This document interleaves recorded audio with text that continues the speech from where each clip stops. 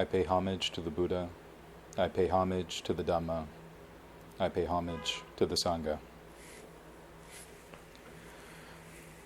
Can everyone hear me in the back? Do I need to use the microphone? Okay, cool. My big, booming, loud voice is paying off. While we were meditating just now, a fly was becoming very well acquainted with my face. And I'm excited that the fly wants to hear the Dharma. Good for the fly, but it needs to find a better seat. That's what I was thinking while I was sitting. So Bhante Shanti brought up that I am now studying at University of the West. I'm about a month in to my master's program in psychology. It's very exciting. And it's also kind of what I wanted to talk about today. Because about a month in, now 4 weeks, I've been feeling that heat turning up. More assignments due, more reading necessary. Started joining a couple clubs. I started working on campus as a TA, trying to fill in all my reading. I get home at 9:30 at night and I want to spend time with my wife, which means I end up staying up until midnight talking with her. And all of these responsibilities. And at the end of this week, I started to really feel the accumulation of all of that. And I began to feel a bit spread thin. And I think that's something that we can all relate with, something that we've all felt at one point in our lives. Maybe that's most of our lives, in which case this talk should be really helpful. Because one thing that I've been learning about in my classes is the importance of self-care. Now, self-care can mean a lot of different things depending on who you speak to. But psychotherapists talk about self-care as primarily those things that you do that help keep your emotions healthy. The things you do to de-stress and to find balance in your lives. That can be a lot of things for a lot of different people. It can be going on a bike ride, going on a hike, listening to your favorite music, sitting down in the quiet with a good cup of tea. It can be all of these things. But for a therapist, they become important because you're working with a lot of people all the time and hearing about all their problems, and you got this big stack of case files and all these things to write. And certain things can happen if you allow yourself to deplete, to be spread too thin. You might have compassion fatigue. It's hard to relate to a client. Now, it's also important for clients because they're often there for reasons like stress and anxiety and depression. But overall, self-care is something that all of us probably have done in one way or another throughout our lives and should be doing throughout our lives. Habitually, day to day, finding little things that bring us joy and bring us back to balance. Tying that in, for me, I feel that Buddhism is one of the best ways to self-care. And I'm going to tie that in not only in the sense that it's descriptive, that's just what Buddhism is, a form of self-care, perhaps more appropriately called that than being called like a psychology or a psychotherapy. I feel like that is not accurate. You know, psychotherapy is about mental health, but Buddhism, its ultimate goal, is the transcendence of any concept of I, me, or mine. So I would say it's even transcending the notion of mental health. That can mean a lot of things, but I do think that's important to say. But Buddhism as self-care, that's something that I can relate to and say enthusiastically, for sure, Buddhism is self-care. As a description, but also prescriptively, Buddhism works best when we treat it as a form of self-care. It's very easy to think of Buddhism, the Eightfold Path, the middle way, a lot like martial arts training or a discipline. We even use that kind of language in terms of guarding the senses, training the mind, disciplining the mind. But when we approach it from the sense of self-care, it begins to take on a slightly different quality. Even in the scope of meditation. Now, a lot of people today will talk about how effective meditation is as a form of self-care. And they're absolutely right. But if you read some literature on Buddhist meditation, and they use words like effort and focus and concentration, you might lose that aspect of self-care that we can find. I've talked about this many times in how I approached breath meditation as something that needed to be controlled and constrained. I would focus very deeply on the breath and breathe very forcefully, and I couldn't just relax. But over time, I found that concentration began to develop more naturally, more easily, when I relaxed into the breath.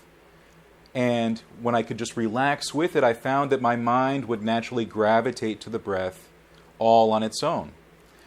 It became something that I've heard other people call effortless effort. That's something that I've also used in that sense too. It is something that is focused, but without any form of tension. Recently, I heard a Dharma talk at Abhayagiri. I didn't actually go to Abhayagiri Monastery physically, but they do have a podcast. Now, if you haven't heard of Abhayagiri Monastery, they are in the Thai forest tradition, and they're up north. And they have great talks you can find very easily online if you just type in Abhayagiri, and we'll work on the spelling if any of you afterward are interested. But one of their monks was also talking about this concept of how we approach breath meditation and how it becomes this thing that we can turn into this very tense practice. And the way he phrased it, which is very much in line with the way I think of relaxing into the breath, he called sitting and enjoying the breath.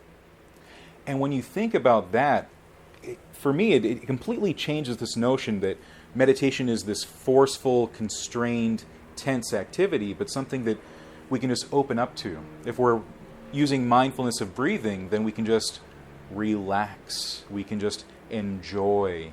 And doing that is very restorative. And we find deep absorption in those moments because there's no tension there. There's nothing that we're resisting. Another term that I've heard is guarding the senses. We talk about this in the way we train our activities, our actions, our thoughts. The senses, if you know, in the Buddhist tradition, not only involve the body, but the mind. We treat the mind as a sense. And we talk about how we guard them from all the things in the world. But another way of thinking about the senses is taking care of them, protecting them, rather than guarding them. This fly is still getting around my face. So interested in the Dharma, this fly. When we change this attitude we have of that we must protect ourselves in this way, like a very guarded way, to rather taking care of ourselves. Think about the way we use our senses. Our eyes, plastered to the TV, plastered to our phones. Our ears, constantly listening to the radio or constantly hearing music or people talking. When do we ever let silence and stillness and quiet enter our lives? The same thing with taste. This is something I work on a lot because you can tell I'm a big guy. It didn't happen overnight. It's a long, long love affair of milkshakes and pizzas and nachos and other poor midnight snack choices. But that's one way that we start feeding and overwhelming our senses.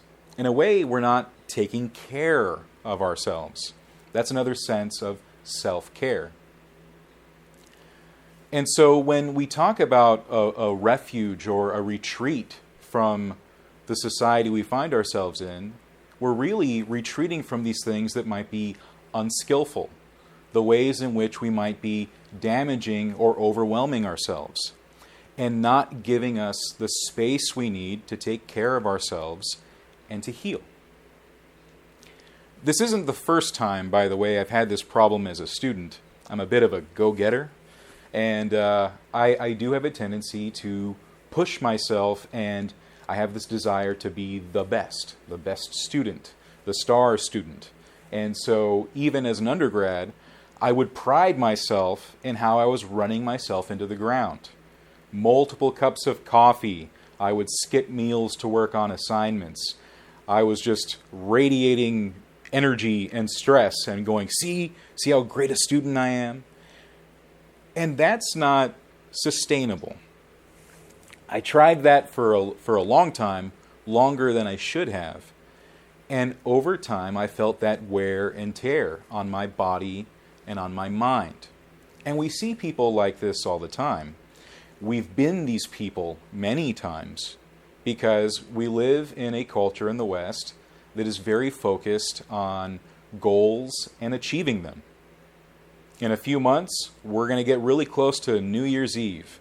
And what's another thing that people do? Make more goals. There's always something to accomplish. We're very uncomfortable with simply being. And yet, that's often the thing that's the most restorative, and when we do it, we're able to spring into action rejuvenated. It can be tricky because it can seem like a selfish act or a lazy act to simply take care of ourselves. So much so that I even found a meme in regard to this last night. Complete happenstance. I was already planning on talking about self-care anyway, but I'm on Facebook, another great use of my time, and I find this meme on self-care, and it's a beautiful little picture. It's got like a table and a cup of tea, we're assuming, and it has this quote that says, "Self-care is not selfish. You cannot pour from an empty cup." Something along those lines. And we do have this notion that if we were really compassionate and really wise and really awakened, we would just be giving and giving and giving and giving and never resting and never taking in. But even monks don't do this, by the way. They make sure that they have at least the requisites, and typically these are requisites given to them by the community, but still things that are needed to live a healthy life. You still need to make sure that you're being fed. You still need to make sure that you're taking your medicine. You need to make sure that you're clothed appropriately. You need to make sure that you have a place to rest, a place to sleep. These are requisites that are not only for monastics, but for all of us. How many of us have been so busy that we just decided to skip a meal? How many of us have been so focused on a task that we didn't go to sleep on time, and we feel it the next day, that tiredness sinking into the bones, the grumpiness? There's a reason there's such a long line at Starbucks, and it's not for their affordable prices. It's because of that delicious caffeine that we use to medicate, rather than just rest. Don't get me wrong, I love coffee. It's great. I've been drinking coffee since I was a little kid.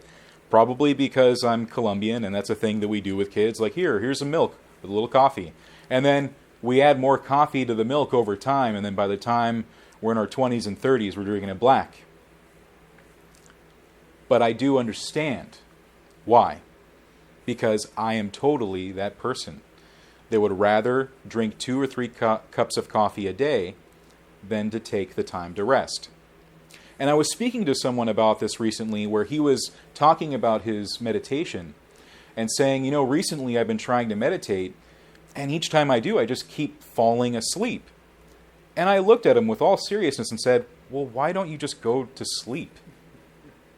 But that can be tricky because, again, there's a certain way we approach even Buddhism in the West, where it has to be this disciplined activity. We got to sit there and muscle through it, even if we can see and realize that bodily we are quite exhausted. And so I had to tell him, when those moments happen, I just go take a nap. I can always meditate later. He was surprised that I had said this, but in truth, sometimes that's what you need. Everything in balance, everything in moderation. We have to approach our practice skillfully. We have to see our practice as self-care. And sometimes self-care is sitting. Sometimes it's lying down. Sometimes it's resting. Sometimes it's activity. But we have to be aware of those moments and what we need right then and there.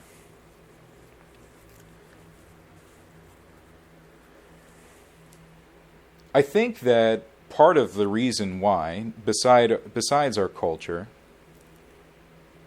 is that we haven't realized how good it is to simply be. It does feel selfish, doesn't it, sometimes? I know that when I retreat to my fortress of solitude that I call my apartment, and I don't go out with friends, and I don't go visit family, and I spend time alone reading a book, it can sometimes feel like I'm doing something wrong. But then I do force myself out there into the world in those moments, and I'm certainly not my best. That's when I'm more prone to get angry and yell. I end up getting on the freeway and I'm stuck in traffic, going to a place I didn't want to go to in the first place. I get there and I start snapping at people. I'm sitting there and I'm just basically sulking like a kid. I know I'm not the only one who's reacted to life that way. But it can be very demoralizing, especially if you consider yourself a good person, a patient person, a kind person, and then in those moments you seem like anything but. This happened quite recently to me, where after a long week of school and work, I wasn't particularly in a very good mood. And my wife was out spending the day with my mother-in-law. And they had gone shopping, and my wife had gotten a haircut, and they were having this great day. And they thought, you know, it'd be great, let's invite Stephen over to have dinner with us. And so we met up at a restaurant to have dinner. But the thing is, I didn't really want to be around anyone. I had spent the whole week being around a lot of people in a program where we're sharing our feelings all the time. It involves a lot of introspection and a lot of digging stuff up, and we're really just getting in the habit of sharing a lot of things with each other that can be very uncomfortable. And by the end of it, you just don't want to talk. And so there it is, the weekend, Saturday, I don't have to talk, but then people are asking, well, how's school going? What are you studying? Well, tell me about this. Tell me about that. Tell me more, tell me more, tell me more. And I've been talking forever, for a whole week. They don't know. So I'm not making eye contact. I'm not talking. I'm trying to retreat as much as I can into myself, even though I'm in this very public space. And it became an issue afterward. I ended up finding out that my mother-in-law was extremely uncomfortable and not very happy with me. She didn't like the way I was talking to her. She didn't like the way I was talking to my wife. She didn't like the way I was interacting or not interacting. She felt like an imposition, like she shouldn't have been there. All of these things that had spiraled out from me simply not wanting to be there. But here's the important part. I could have just not gone. Because if I had respected my own needs and had really thought about it in terms of self-care, I would have known that the better option, really, truly, would have been just to stay home. But sometimes we think that no. I have to sacrifice. I need to push myself. I need to be a martyr. And you really don't. None of us do. Because if I had taken that time to really just rest, meditate even, that's another thing that's been slipping for me recently. And as a Dharma teacher to be like, oh no, I haven't been meditating as much. Like, oh, but it happens. There's a lot of things going on. I had time that I set aside to meditate every day. And at least two of those days now, I'm having to drive an hour in traffic to get to a university to be a teaching assistant. And that time that I would have spent sitting, I'm now sitting, but now in traffic. Very different. I could have spent that time that Saturday evening in meditation instead. Instead of going to a restaurant I didn't want to go to, And instead of having to speak when I didn't feel like speaking, but it felt so selfish, to just stay home. My mother-in-law wanted to see me. My wife was excited about her new haircut. She wanted me to see that too. And people were asking things of me. When people ask, we just want to give in. We want to be useful. We want to be kind. We want to be loved and appreciated. And sometimes we feel like if we don't do these things, we won't be, maybe. That if we're not the star employee, maybe we won't have a job. And yet we work ourselves so ragged that our work isn't so great anyway. All of these little things.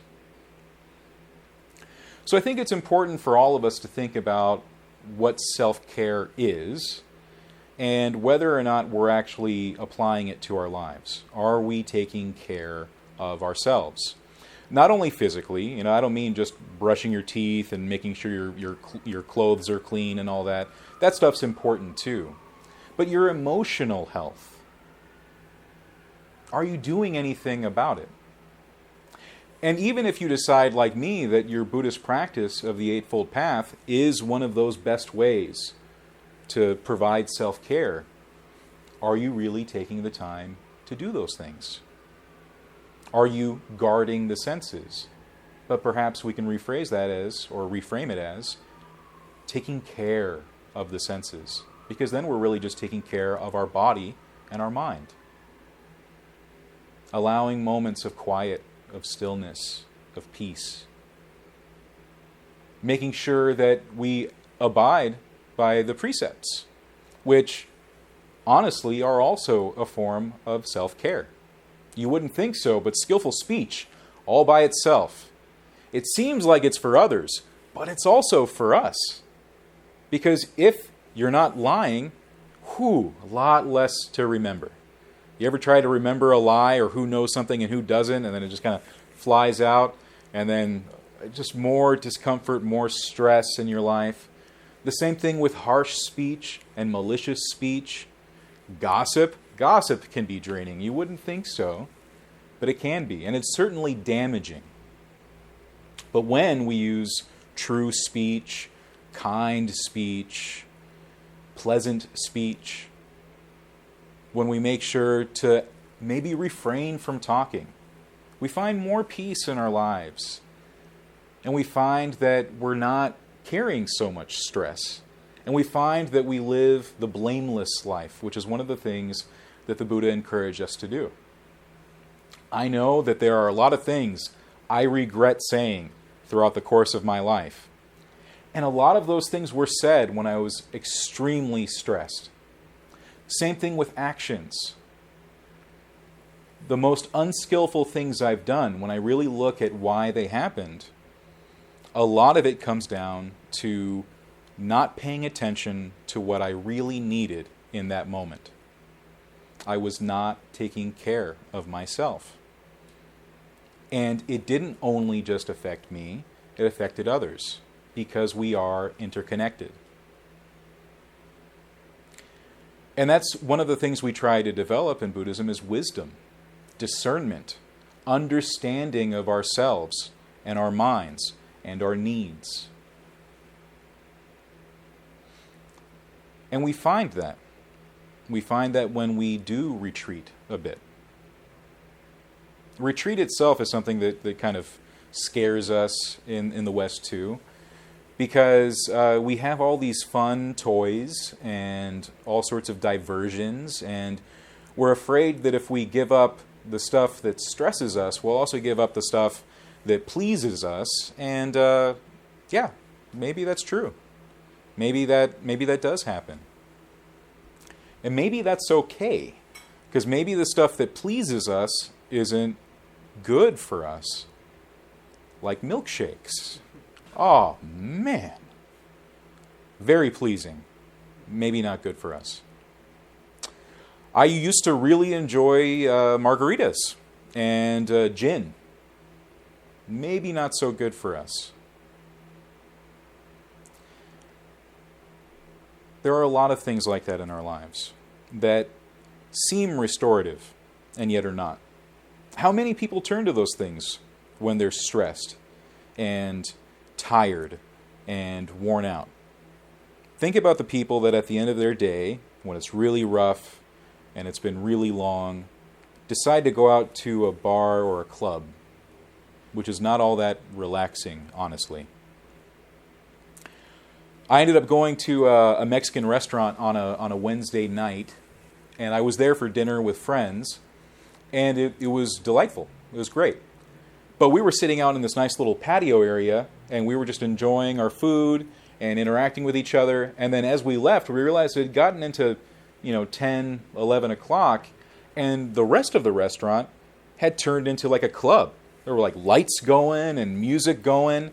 And Wednesday night, you'd think most people are busy. They save that for the weekend. And yet the entire bar was just filled with people, all with drinks in their hands, all probably after a really hard day of work. And here they are, tiring out their bodies and their minds even more, and putting in substances in their bodies that maybe their bodies don't need. When we're thirsty, what we're really thirsty for is water, maybe not so much a gin and tonic. Just something to think about. When we're hungry, maybe we're hungry for wholesome foods and not something covered in chocolate and sprinkles and it's been baked in the oven with a lot of butter or something, all of these things. So this might sound a little preachy. I don't mean for it to sound that way. In fact, I hope it's encouraging, because we're all facing stresses and troubles in our lives. And that's partly why we come to Buddhism in the first place, because we feel there's some promise of relief and release. And there is.